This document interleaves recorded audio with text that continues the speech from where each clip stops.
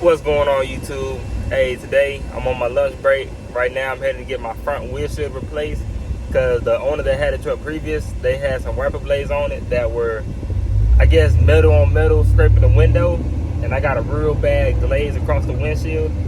So I'm about to take my lunch break, get this windshield swapped out, and I'm gonna show you the before and the after. This is how it looks when I'm driving. This is how it looks when I'm driving. You might be able to see it right there where them little lines is, but it's real horrible at nighttime. You might be able to sit on that side too. So yeah, I can't wait to get a new windshield on this thing so at nighttime it ain't glaring no more like it used to. What's up, YouTube? So we back. I'm at Low Price Auto Glass over here in Conley, and they're doing the front windshield on my truck. Price wasn't too bad, so let's see how it turns out. Hey.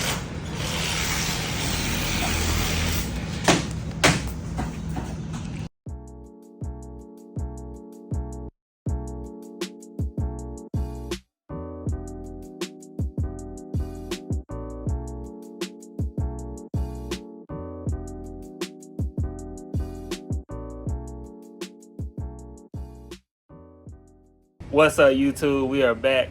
I had to go straight to work, so I couldn't make a video when I was leaving the windshield place.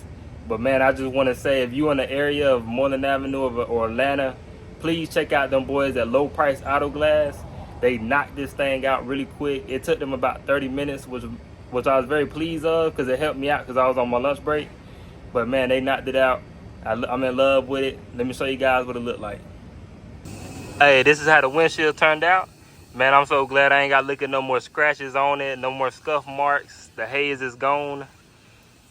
I'm really happy it came with the weather strip all the way around because my windshield actually was leaking, so it was a win-win all around. But yeah, them boys knocked it out. Let's keep on going to the next thing on the truck. All right, guys, the very next thing we're going to be checking on this truck, checking off, I meant to say, is the steering wheel column itself. Whoever had this truck previously before me used to pull on, I guess, while it was getting in. But this joker is loose, like left to right, up and down. It shouldn't be like this. And I know exactly what it is. After you take this steering column apart and pull this whole top piece off, there's 4 bolts down in there that hold the steering column to the, I guess, the truck itself. Them bolts come loose, and that's when you get this feeling right here. And it's affected my gear shifter. It makes my gear shifter real tight to move. Same with my wiper switch. So today we're going to tackle this. It shouldn't be too hard. Only thing is, I do know it's tedious work. It's a lot of tedious work of pulling all this stuff out. But let's get right to the video. First thing first, you got to go ahead and get the steering wheel off. If you got a factory steering wheel, only thing you got to do is pop out your horn and take a socket and take out the nut. If you have an aftermarket horn like mine, go ahead and grab the Allen key to your size and take your wheel off.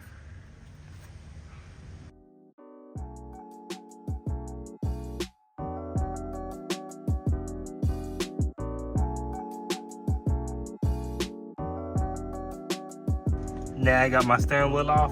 Go ahead and grab the socket that fit this and zip it off with an impact.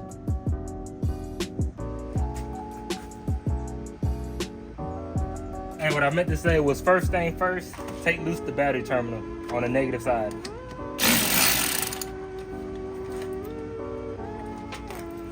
And then you want to go ahead and start working on the steering wheel.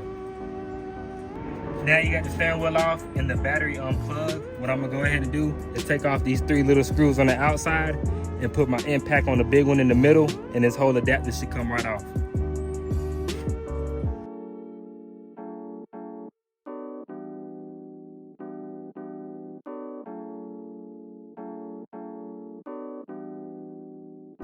When you get to this point right here where these 2 are exposed, you're going to need a tool to twist onto that little stud right there sticking out the steering wheel, so you can twist this onto it and push the spring back.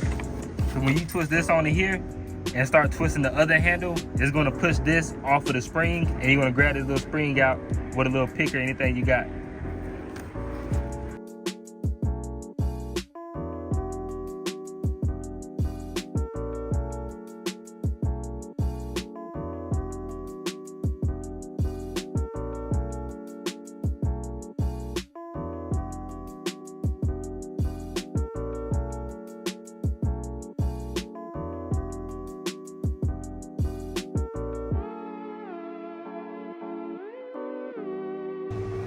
Next thing, when you get to this point right here, you're going to take this screw off that controls the wiper switch. You're going to pop this little piece off, and you're going to take out these 3 Phillips heads so you can pull off the multi-function switch so all of this can hang forward.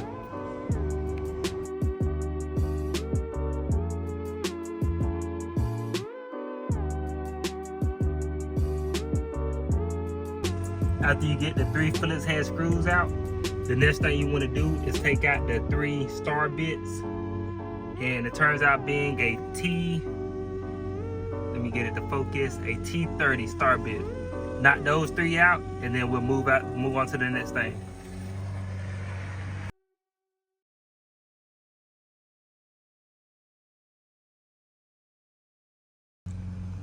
Alright, you guys, before you're able to take off this plastic housing, you see that little star bit right there? You're gonna have to take that off. So you take this bolt off, pull your key out, and this whole piece will slide up.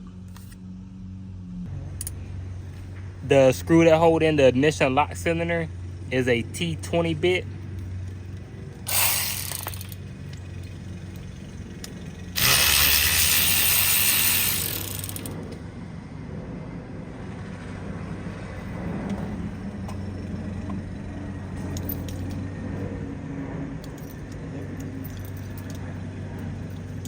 Hey, not to mention, y'all, this is the perfect time to go ahead and put in a new ignition lock cylinder.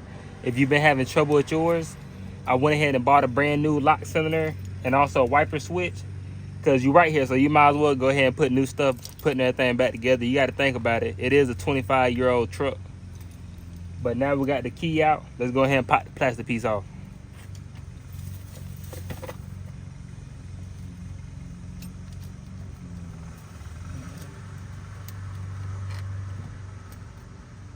What I'm gonna do is get underneath the bottom of the steering column and unplug this multi-switch so I have enough room to pull this thing out and slide this plastic piece off. I want to show you something right quick. When I went to go unplug the bottom of this to pull it out to get more slack, I'm glad I did it, because I noticed that it had a lot of metal showing right there on the wire. And if you look at this white wire, it's completely about to fall out the connector. So what I'm gonna do is I'm gonna go ahead and go to the parts store and pick up a new multi-switch for it, since I'm right here, and go ahead and pop it in. Okay, so while I'm waiting on this part to come in from the parts store, I'm gonna go ahead and continue with it. I unclipped it, so what I'm gonna do is go ahead and pull up and get as much slack as I can get out of it, so I can pull this piece off. There go that little clip. And as I pull this off, I'm gonna rotate it just to get it off of this stud right there. And we're gonna move on to the next thing. All right, when you make it to this part right here, and you wanna go ahead and get this out the way, you grab the whole thing and you twist it to the left to loosen it. It's on there a little tight, but the whole thing will twist off.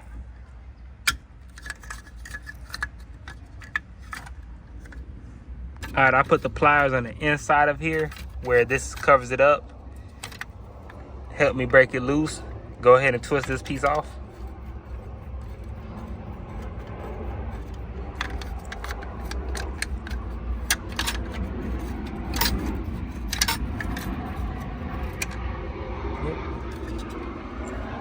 Set that to the side. Next thing you want to do, you're going to get your rivet tool.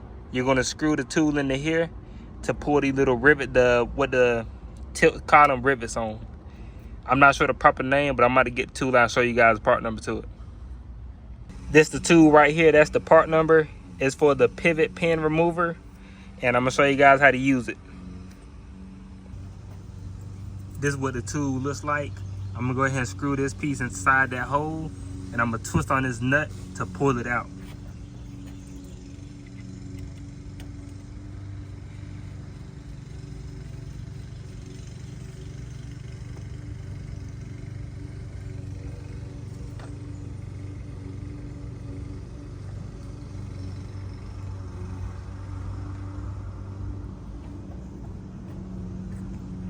Now you got it threaded in like this. Only thing you're gonna do next is twist this nut to the right and it's gonna pull it outwards.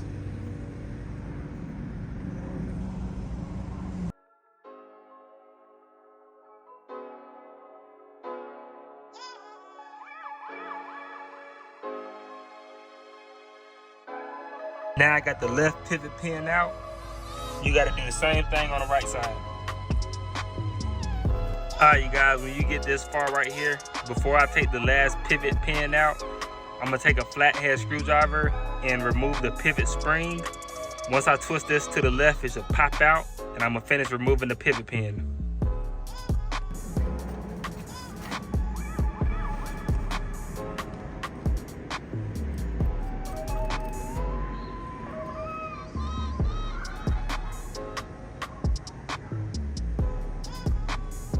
All right, this is my first time doing this, but I watched a YouTube video that was very helpful, and what he did was he screwed in the tilt stick back into the column, which he tilted with, and he said he tilted the steering wheel downwards and pulled on this at the same time for the whole thing to pop off.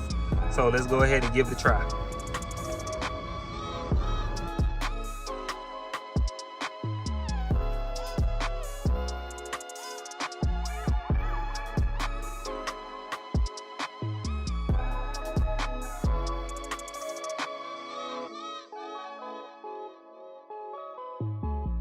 Alright, I want to show you what actually came loose. You see these 4 E-bits? You can tell that one right there is already loose, and that is what had this whole column loose.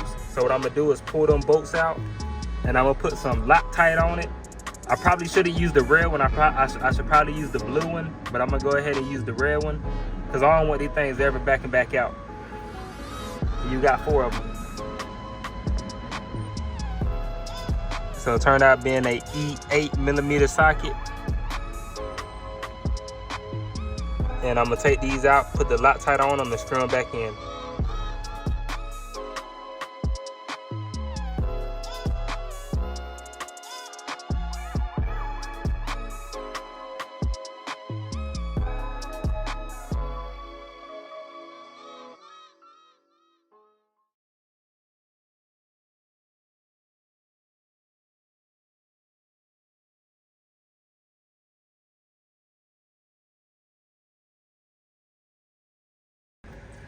On that little bearing that's in the inside, I'm gonna hit it with some white lithium grease just because it won't hurt nothing.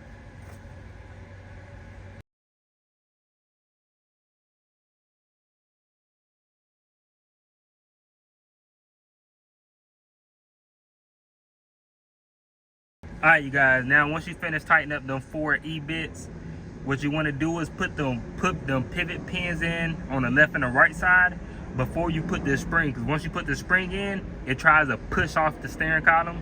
So go ahead and make sure you put the pivots on the side first.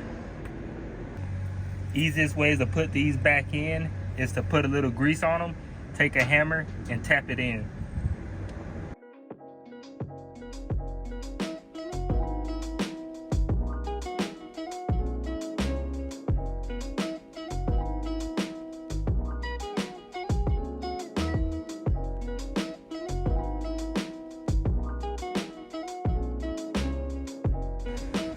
What I'm gonna do before I go ahead and throw this black cap back on is I'm gonna go ahead and replace the multi-combination switch. This is the new one. I'm gonna tie a little string to the end of the wire, so when I pull it through, I can tie the new one up and pull it back through the column. Without doing that, it'll be hard to fish this all the way down the column. Alright, if you're lucky as me, you'll have your girlfriend holding the steering column for you while I pull out my old switch. I'm gonna try to feed the new switch through.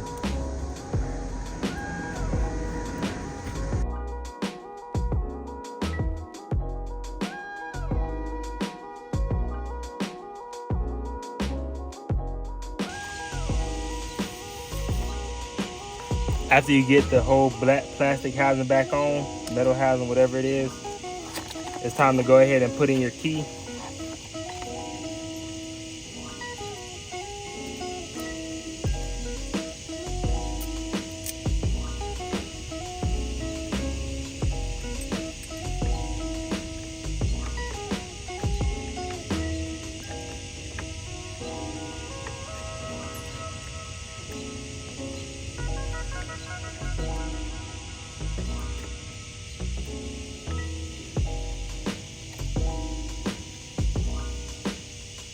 bolt in there to hold the key down.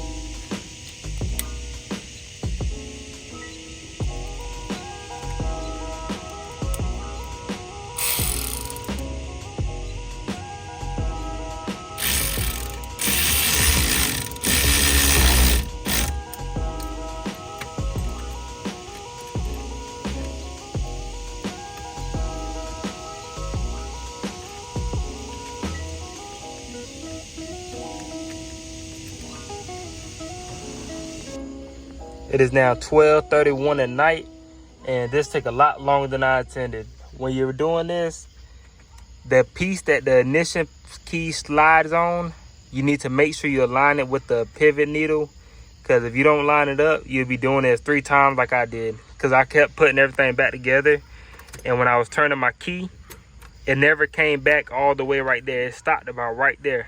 That's how I knew something was wrong with it. So if your key's not, this line is not lining up with your key, then take it back apart, because the thing that this key pushes on the left side isn't on the pivot. I want to show you guys the after. At first it was wiggling up and down. Now I can go up and down, left to right, and no wiggle at all. So that solved our issue. That's gonna be it for today. Y'all stay tuned with my next video. I'm gonna go to Summit Racing to pick up a brand new cowl hood for it, so I can start the process of the body work. But y'all stay blessed out there. Everybody be careful and enjoy the rest of your night.